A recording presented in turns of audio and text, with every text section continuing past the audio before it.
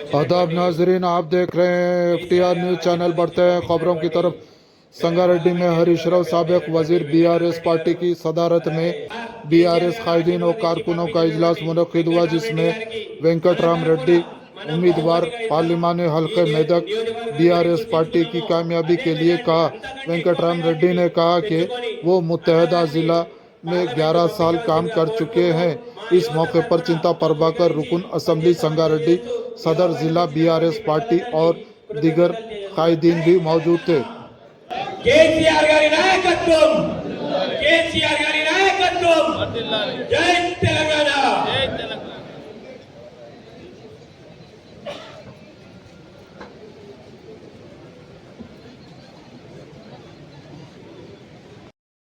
పోయిన 2 సార్లు కూడా మనం ప్రభాకర్ అన్నని గెలిపించుకుంటే రాష్ట్రంలోనే అత్యధిక మెజార్టీతో మెదక్ ఎంపీ గెలిచిన విషయం గెలిపించిన మీ అందరికీ కూడా తెలుసు। సో ఈసారి కూడా తప్పకుండా మెదక్ మీద ఏ జెండా ఎగురుతుందంటే అది గులాబీ జెండా। మన కాబోయే ఎంపీ మన వెంకట్రామరెడ్డి గారు, గౌరవనీయులు పెద్దలు, అర్థమైంది మెదక్లో ఎవరు గెలుస్తారంటే BRS పార్టీ గెలుస్తుంది అంటే ఎవరికి అనుమానం లేదు। కాంగ్రెస్ పార్టీలో కొంతమంది సర్వే చేసుకుపోయారు పోటీ చేద్దామని, సర్వే చూసుకున్నాక ఇక లాభం లేదు పోటీ చేస్తే అని తోక ముడిచి వెళ్ళిపోయింది।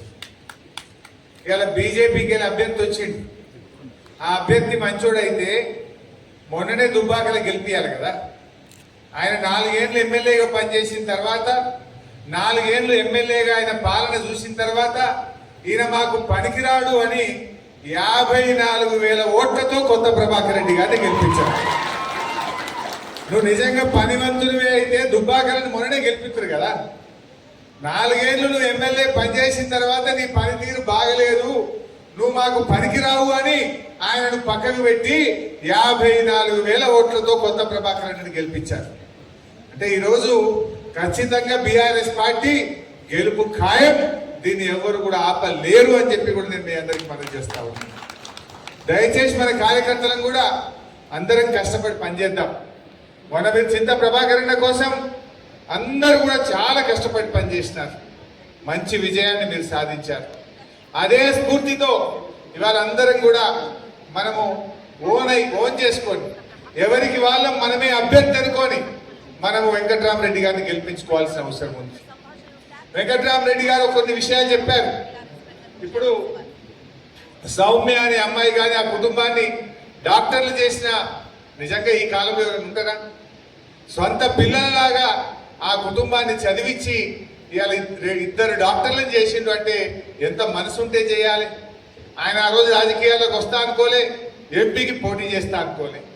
ఇంకొక ఉదాహరణ చెప్పాలి మీకు, 2014లో ఇదే సంగారెడ్డిలో వారు జాయింట్ కలెక్టర్గా ఉండే మా సిద్దిపేట డివిజన్లో దుబ్బాక ప్రాంతం నుంచి ఒక చేనేత కార్మికుల కుటుంబం, తల్లి తండ్రి 2 ఎయిడ్స్ పేషెంట్లు, పాపం 2 చనిపోయింది। 2 ఆడపిల్లలు, రోజా రమణి పేరుండే, రాధా రాధిక, అది అయితే ఆ పిల్లలకు తెలియదు, దయచేసి మీరు రాయొద్దు, పిల్లలకు ఆ ఎయిడ్స్తో చనిపోయిన విషయం తెలియదు। అయితే ఆ పిల్లలు రాధా రాధిక, ఆ 2 పిల్లలు ఇక్కడికి వచ్చి ప్రజావాణిలో దరఖాస్తు ఇచ్చిండ్రు, అమ్మా నాన్న 2 చనిపోయిండ్రు, మేము అనాథలమైన మమ్మల్ని కాపాడుకోండి ఇస్తే, వారు ఒక మనసున్న మనిషి కనుక వాళ్ళని ఇక్కడనే సంగారెడ్డిలో హాస్టల్లో చేర్పించి ఆ పిల్లల్ని ఇక్కడ చదివించారు। చదివించి మళ్ళీ సిద్దిపేట కలెక్టర్ వచ్చిన తర్వాత సిద్దిపేటలో అక్కడికి వాళ్ళ పిల్లల్ని షిఫ్ట్ చేసుకొని ఆ పిల్లల్ని ఇలా ఉన్నత విద్యావంతులు చేసి, ఆ పిల్లల పెళ్లిళ్ళు చేసి, ఆ పిల్లల్ని ఒక దరికి చేర్చినటువంటి వ్యక్తి। నాకెందుకు గుర్తు అంటే కేక్ కట్ చేస్తుండే, ప్రతి బర్త్డేకు సిద్దిపేట ఆనంద నిలయానికి పోయి కేక్ కట్ చేసి వస్తుండే। ఏందబ్బా ప్రతి బర్త్డేకి పోతుండని రోజు అడిగితే ఇట్లా జరిగింది, 2014లో నాకు సంగారెడ్డిలో వచ్చి పిల్లలు దరఖాస్తు ఇచ్చిండ్రు, ఆ పిల్లల్ని నేను దత్తత తీసుకున్న, అనాథ పిల్లలు, ఆ పిల్లల్ని నేను చదివిస్తున్నా అని చెప్పింది। అందులో ఒక అమ్మాయి PG చేసి ఇవాళ మంచి ఉద్యోగం పొందింది, ఆ అమ్మాయి పెళ్లి కూడా తనే దగ్గరుండి కన్న తల్లిదండ్రులలాగా పెళ్లి చేసినారు। ఆ 2వ అమ్మాయి కూడా ఇప్పుడు PG చదువుతా ఉంది, ఇప్పటికీ ఆ అమ్మాయిని కూడా చదివిస్తా ఉన్నాడు। ఒక మనసున్న మనిషి, అట్లా చెప్పాలంటే చాలా ఉదాహరణలు ఉన్నాయి. ఒకసారి చేరియాల్లో కూడా మా దగ్గర ఒక ఆయన ఇల్లు కట్టుకుంటే ఆ ఇల్లు కడతా ఉంటే ఇంటికి నీళ్లు పడుతుంటే ఆ ఇంటి మీదకి వెళ్ళి నడు విరిగిపోయింది.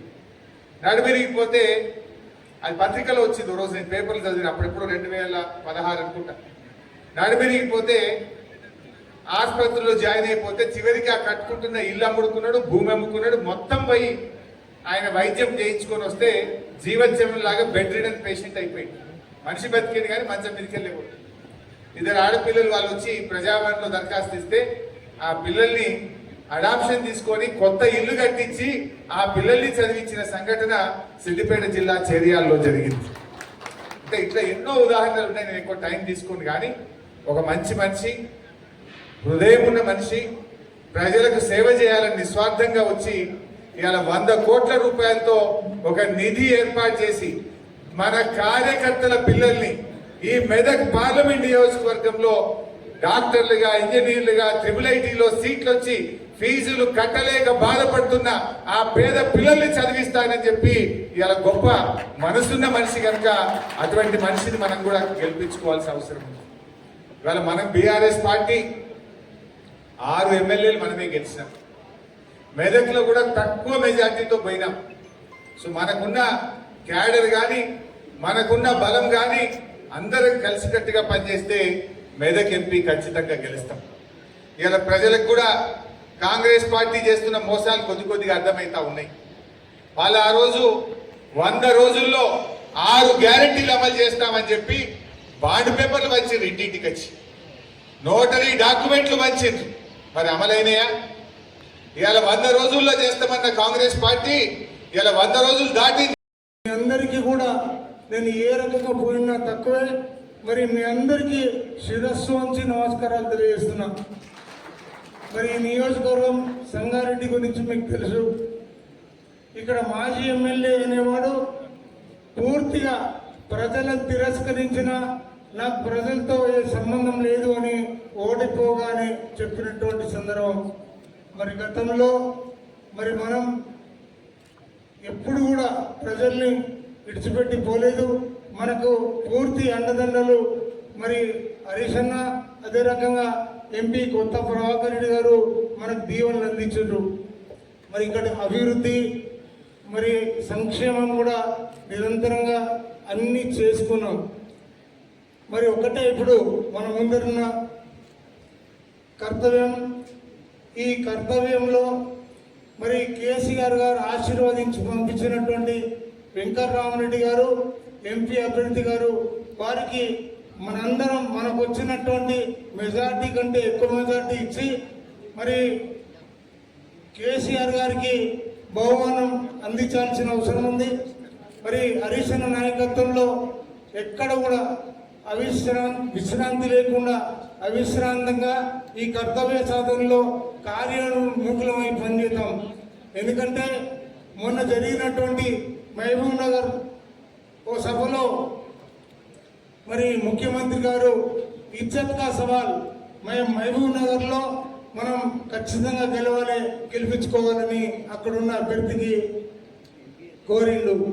మరి మనం కూడా మన జిల్లా మరి ముఖ్యమంత్రి గారు, మాజీ ముఖ్యమంత్రి గారి జిల్లా, మరి హరీష్ అన్న నాయకత్వం వహించినటువంటి జిల్లా, మరి ఈ జిల్లాలో పెద్ద మెజార్టీ మనం వెంకటరామరెడ్డి గారికి ఇచ్చి గెలిపించుకోవాల్సినటువంటి అత్యవసరం ఎంతైనా ఉంది.